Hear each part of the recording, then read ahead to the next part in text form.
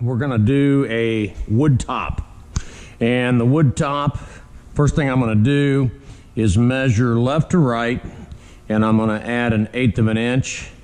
And in this case, mine is 14 3/4. You really need to add up yours, so I'm doing left to right. I'm gonna add 1/8 inch, and that gives me 14 3/4. Okay? And they're all a little different depending on what size cabinet you do, but pretty close to 14 5/8. I add 1/8 inch, 14 3/4. Then I'm going to go front to back. I'm going to go front to back, and this here is 15 and almost 3/4.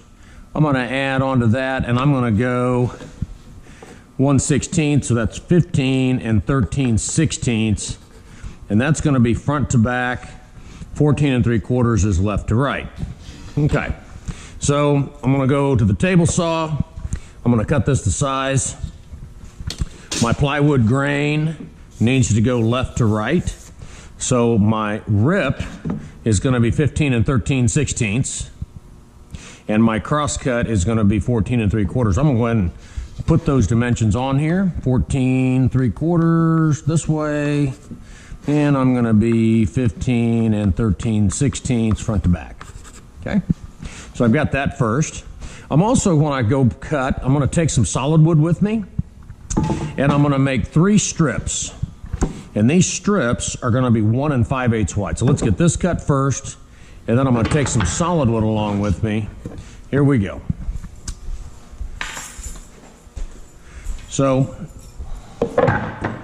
first thing I'm going to do is I'm going to cut this to 14 3/4 wide.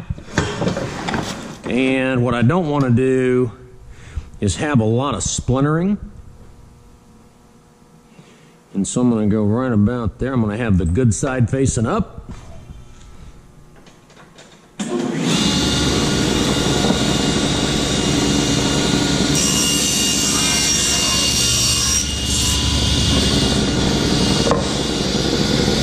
Then I'm going to go to 15 and 13/16, which is right there. This I shouldn't have to cut very much off of. Okay.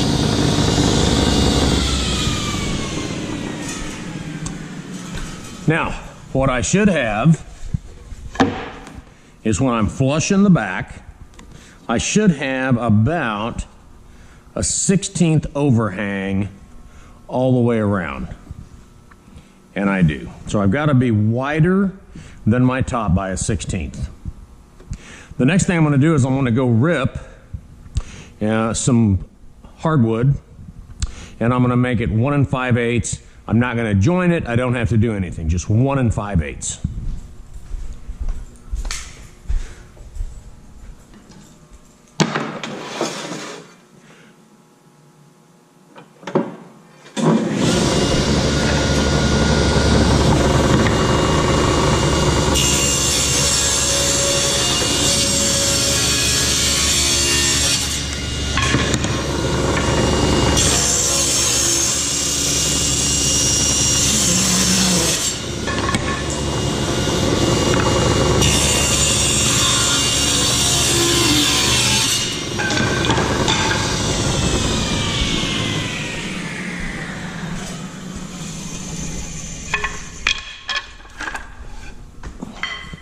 Okay, in this case, it's a little bit longer.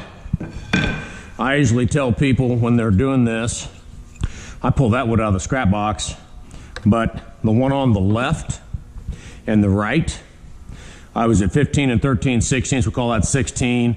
I'm going to add +3 because I need some room out here for my miter joint. So I'm going to make these rough about 19 inches. Okay, that's my rough, so I'm adding +3. I'm going to do the same thing here. Just add yourself 3 inches. Across the front, I'm going to add myself about 5 or 6 inches. So right there I'm about 14 3/4. Let's just go 19. That's probably enough. So I'm going to go this way. I'll go 20. Okay. Now those are all rough lengths. Okay. So next thing I'm going to do is I'm going to go and I'm going to cut these. These are rough, once again, rough lengths. So I've got a 19. I've got a 19. And then we'll take this one here and we'll make it a 20. Okay. So those are rough lengths. I'm going to bring my wood top with me.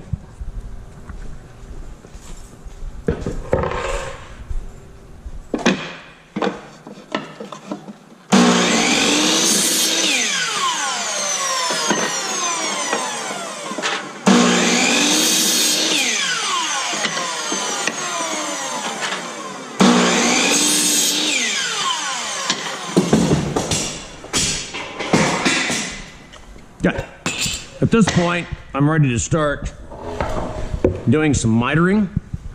And what I'm going to do is I'm going to save that for the next video, because the next video is going to be a little longer. So these should be taller.